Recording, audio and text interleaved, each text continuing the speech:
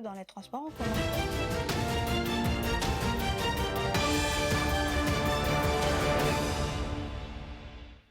Mesdames et messieurs, bonjour, bienvenue dans ce nouveau journal de la rédaction au sommaire de l'actualité. Dernière séance publique de la session extraordinaire de l'Assemblée nationale, c'était ce matin.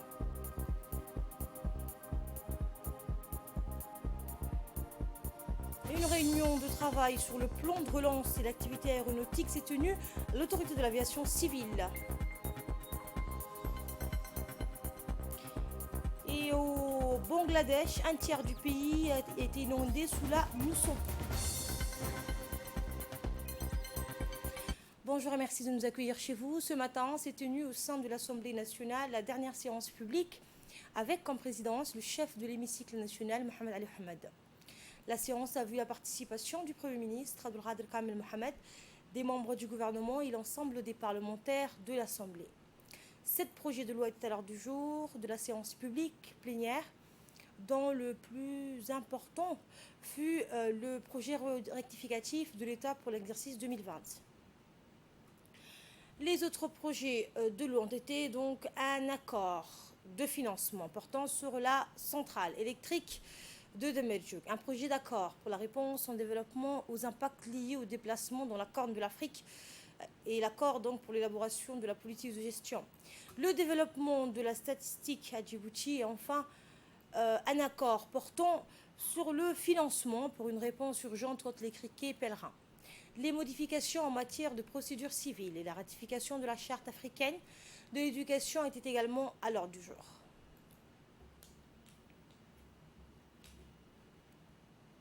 Le président de l'Assemblée nationale, Mohamed Ali Hamad, a reçu aujourd'hui au sein de l'Assemblée nationale l'ambassadeur de la République fédérale démocratique d'Éthiopie, Abdelaziz Mohamed Ibrahim. L'ambassadeur est venu faire ses adieux au président de l'Assemblée nationale.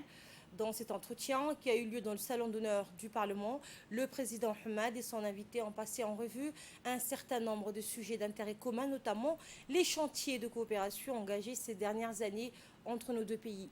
Le président de l'Assemblée nationale a adressé ses vives félicitations pour son implication active à consolider davantage la coopération bilatérale entre les deux pays durant les années qu'a duré sa mission à Djibouti en sa qualité d'ambassadeur. Une réunion de travail présidée par le directeur général par intérim de l'autorité de l'aviation civile, Daoud Ali Abdou, s'est tenue dans les locaux de l'aviation civile à l'aéroport de Djibouti. Eh bien, la dite réunion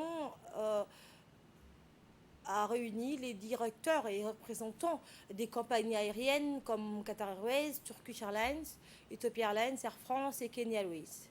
La réunion fait suite conformément au décret portant la levée partielle des frontières et sur les mesures exceptionnelles de prévention contre la propagation de la pandémie du Covid-19.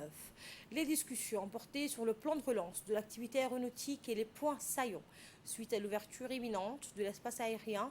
Les parties prenantes se sont mis d'accord sur l'élaboration d'un guide spécifiant toutes les mesures sanitaires obligatoires à l'aéroport international de Djibouti au départ comme à l'arrivée. Enfin, ce guide sera adressé à l'intention des compagnies aériennes de la place et l'exploitant. Écoutez le directeur général par intérim de l'autorité de l'aviation civile, Daoud Ali Abdou. La police de l'immigration et des frontières, la gendarmerie des transports aériens, en gros tous les intervenants du transport aérien en République de Djibouti. Nous avons décidé de mettre en place des mesures pour relancer, après pratiquement 4 mois d'interruption, le trafic aérien de passagers. Pour cela, nous nous sommes appuyés sur les recommandations de l'OACI et de l'OMS pour faire une transition vraiment douce de reprise de l'activité aérienne.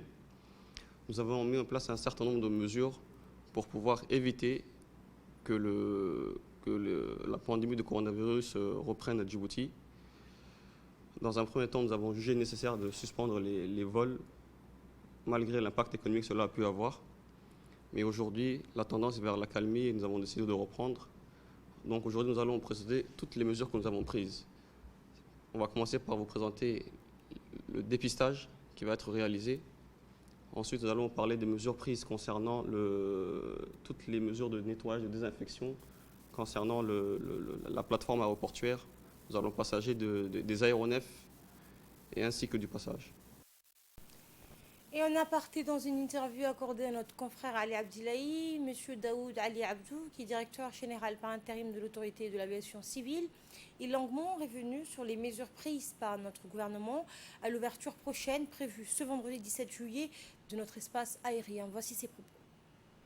Comme vous le savez, nous sommes mis d'accord avec le ministère de la Santé et toutes les entités précitées pour mettre en place un guide. Nous avons élaboré ce guide hier. Et aujourd'hui, nous avons tenu une seconde réunion avec les compagnies aériennes qui seront chargées de l'exécution de ce guide pour pouvoir entreprendre une relance de l'activité aérienne de la manière la plus sécurisée possible sur notre territoire.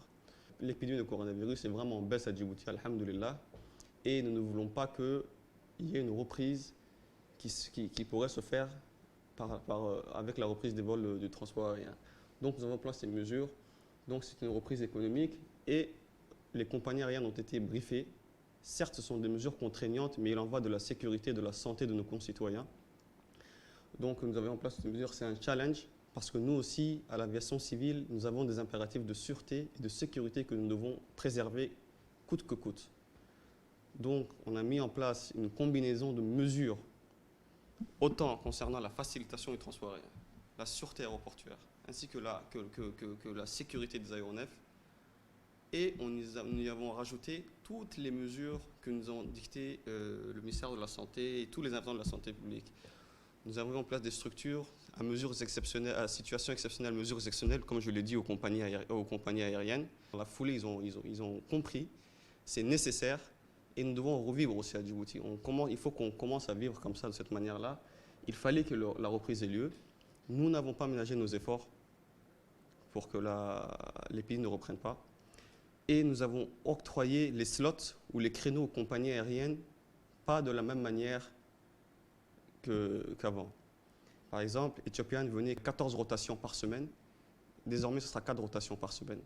Air France aura une rotation. Turkish en aura 3. Donc, les rotations ont été réduites pour que les passagers ne se rencontrent pas. Les vols n'aient pas lieu à la même heure pour éviter tout encombrement. On a tout fait pour éviter les attroupements.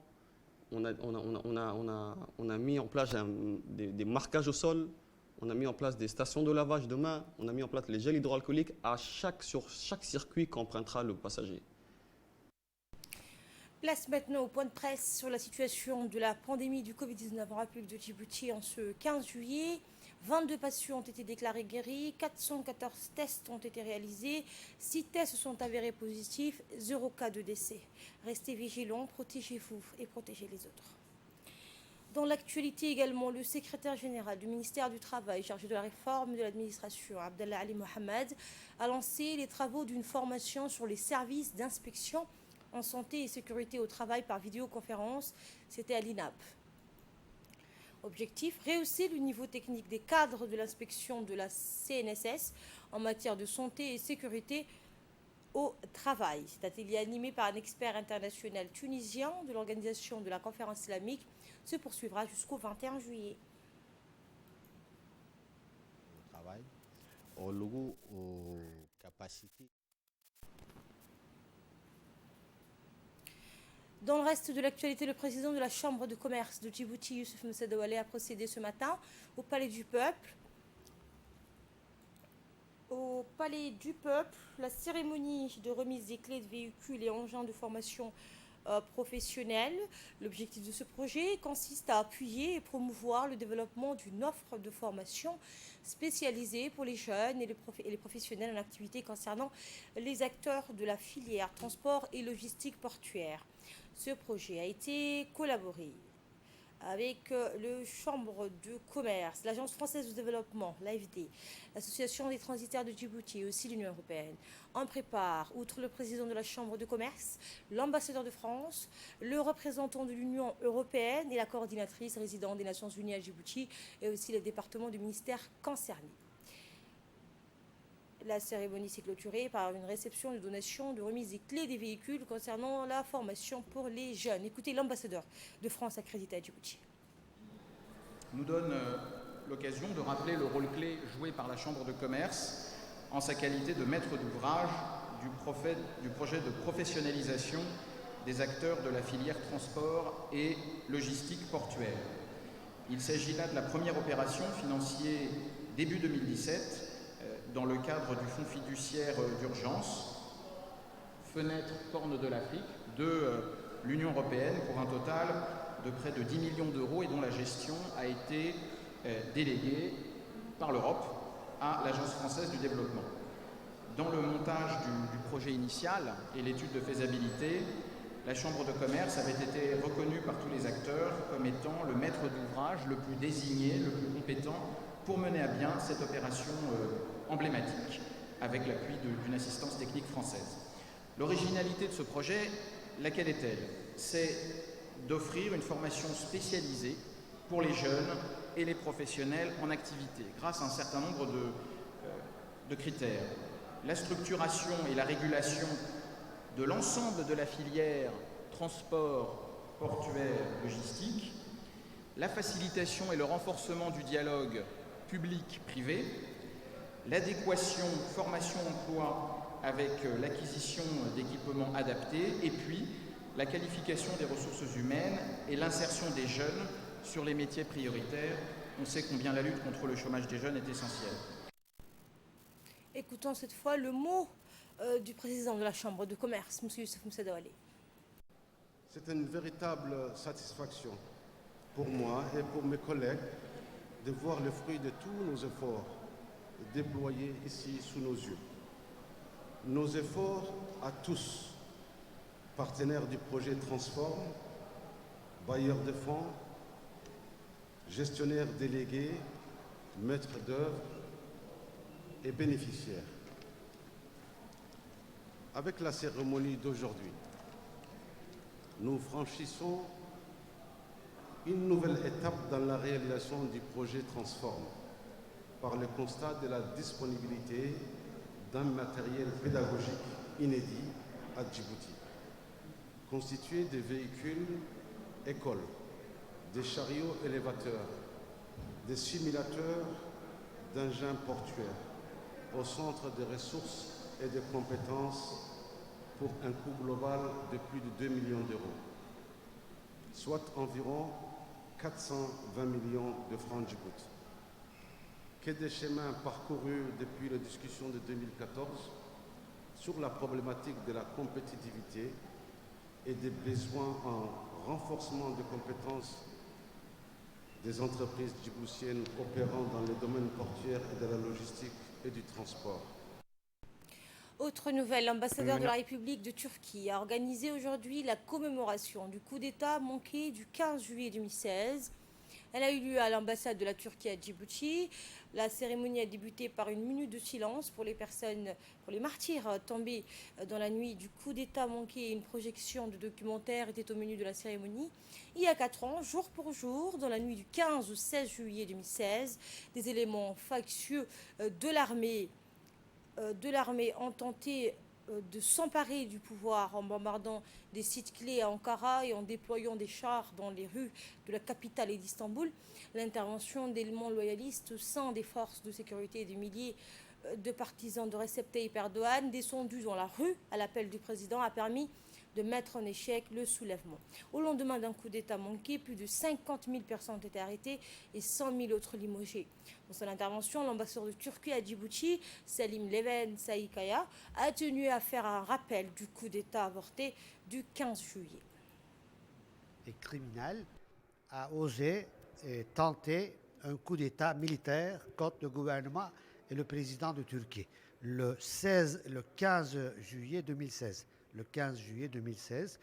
Et donc, ce groupe qui s'est infiltré dans l'armée de Turquie, et donc par ses adeptes, soi-disant militaires, donc ils ont organisé clandestinement un coup d'État.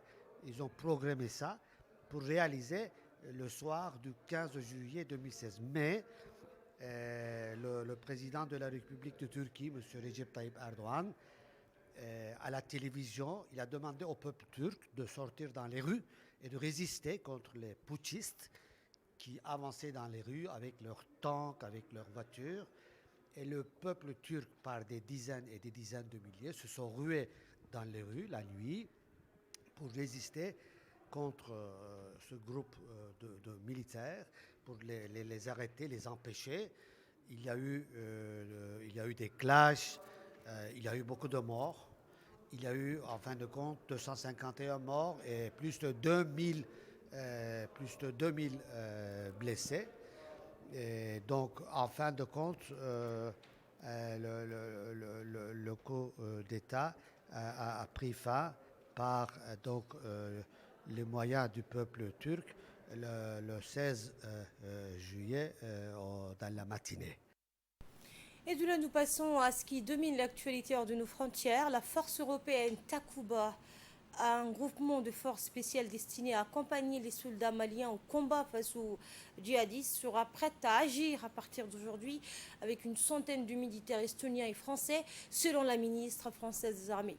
Takuba, c'est l'intitulé de l'unité des forces spéciales sahéliennes et européennes que la France déploie à compter de ce mercredi au Sahel.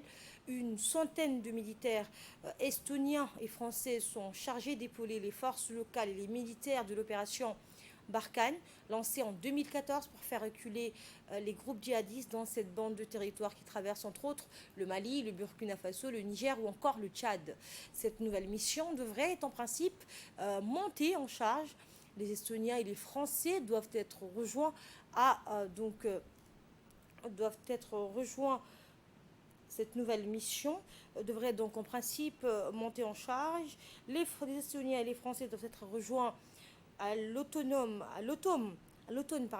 par un contingent tchèque d'une soixantaine d'hommes. Et bien avant l'arrivée début 2021 de 150 militaires suédois. Le groupe terroriste État islamique au Grand Sahara a subi de lourdes pertes. En juin, les forces spéciales aiguillées par un drone américain ont tué le leader d'Al-Qaïda au Maghreb islamique. Au Bangladesh, je vous le disais en titre, près de 4 millions de personnes sont affectées par les inondations de la mousson en Asie du Sud qui a déjà recouvert d'eau un tiers du territoire du Bangladesh. C'est ce qu'ont annoncé hier les autorités locales. Les précipitations torrentielles ont gonflé deux grands fleuves himalayens, le Gange et le Brahmaputra, qui traverse l'Inde et le Bangladesh. Près d'un tiers du Bangladesh, nation deltaïque striée par des centaines de rivières, est actuellement sous l'eau et au moins 1,5 million d'habitants sont affectés, a-t-il indiqué. Après des prévisions à 10 jours faisant état de montée des eaux persistantes, 40% du Bangladesh pourrait se retrouver inondé dans le pire des scénarios. Au moins 50 personnes ont péri jusqu'ici dans cette région et des dizaines de milliers de déplacés, principalement des habitants de zones rurales, ont trouvé refuge dans des camps temporaires. C'est la fin de ce journal. Merci à vous de l'avoir suivi. Bon après-midi à toutes et à tous.